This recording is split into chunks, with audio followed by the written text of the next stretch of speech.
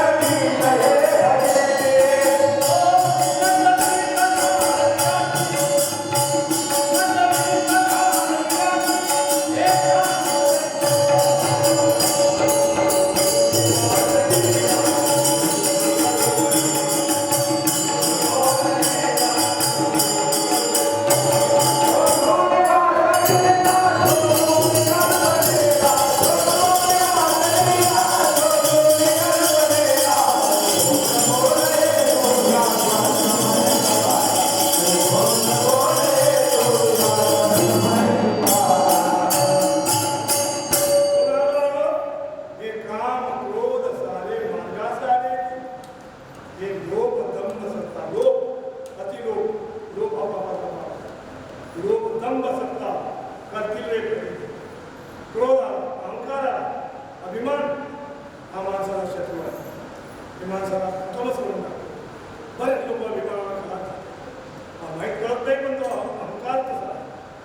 त्याचा पुजारीला पुजारी रोज पूजा करत होता मंदिरातून, तिथे देवाला गंग घेऊन आंघोळ करून जाणं घेऊन गमन घेऊन जात होता. गेलेले लोक त्याला वाढ सकाळी उठून 4 वाजता पुजारी अंगात काही नाही जाणून घालून येतो, आंघोळ करून येतो, पूजा करतो, चांगला होतो. त्याला अभिमान होऊन गेला. अरे म्हणजे या भेटीचेच लोक मोठे मला देतात.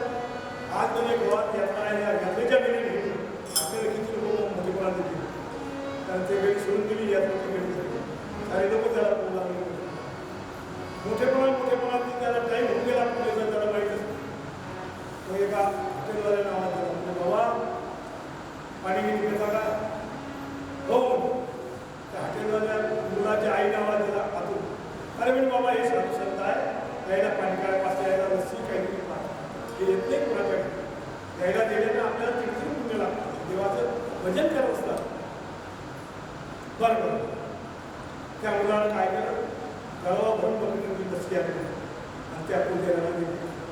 त्यांनी प्यायला सुरुवात केली.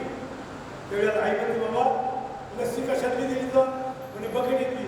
आणि म्हणजे त्या बकेटीत रात्री उंदीर पडला होता. या पुजाऱ्याने ऐकलं उंदीर पडलेली लस्सी त्या पुजाऱ्याने तो गळवाच्या गळवा दगडावर पडला, त्याला डोना पडला. आई म्हणजे या बोवानं म्हणजे आपला गळवा म्हणजे चपून टाकला आता संडास काय नाही. पुजारी म्हणजे डब्बाई संडासचा सुधारणा बाबा आणि मामूली पडलेली लस्सी पिण्यात आलो. कशामुळं मला अभिमान झाला, मी हिंदून राहिलो म्हणे. 12 वर्षाचा पूजा राहिली आणि ते हिंदून राहिलो म्हणे. म्हणून अभिमान कर आदमी मही भला मेरा भला मुझे सोच अपने मध्य में किसी का मंदिर में चला. रावण सर की जिंदगी मुंडी जमीन में घुस गई, जिंदगी का नाश होगा, जिंदगी खराब या करता कशामुळं अभिमान. म्हणून जीवनामध्ये अहंकार या विद्वानाच्या पुराणिकाच्या आश्रया सत्ताधारी महंत बोली यांना अस्तित्व नम्र सदाचे विनाशतो बसतो त्या घरी भाविकांच्या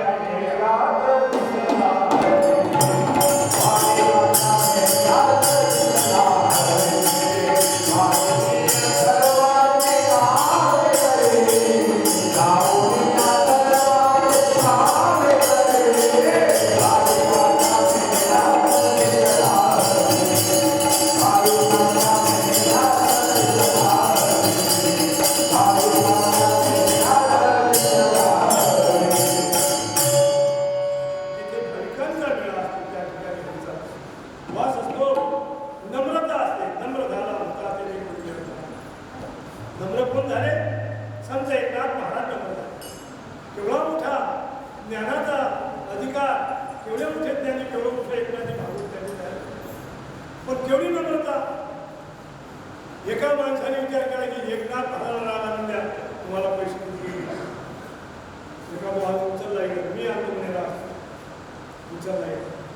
100 पानाचे पिळे केले आणि पान चावता पडतात. एकनाथ महाराजच्या अंगात पानाचा पीक फुटून टाकला. 100 पानाचे पिळे केले दरवाजा पानाचा पीक टाकल्याबरोबर एकनाथ महाराज वापस जायचा गोदावरीवर देवाच्या दारी भाग समोर हरिपाठ करतात. 100 पानाची वेळ जाऊन त्यानंतर एकनाथ महाराज शब्द बोलले. तो खाली उतरला, पान खाऊन फुटला आणि म्हणजे बाबा एवढे मी तुमच्या हातात अपराध केले, पान खाऊन वेळेचे पानाचा पीक टाकला पण तुम्ही म्हणजे काही बोलले नाही. अरे म्हणजे बाबा तू किती उपकार केले, तू माझ्या अंगात 100 पान खाऊन फुटला म्हणून मी 100 आंघोळी झाल्या आणि 100 हरिपाठ झाले मागे. तुझे काय उपकार म्हणून तुला काय बक्षीस एवढी पद्धत त्यामुळे घरी तुला सणाला आलं. घरी आल्यानंतर त्याला दरवाज्यात आपला जोळा गाव आणि जोळा घालून अंतर केला. पत्नीला सांगितलं म्हणजे देवभान भक्त आहे, याला जोळा घालून भक्तिवान तरी राग नाही आला. देव त्याच्या घरी कामाला गेले. अभिनव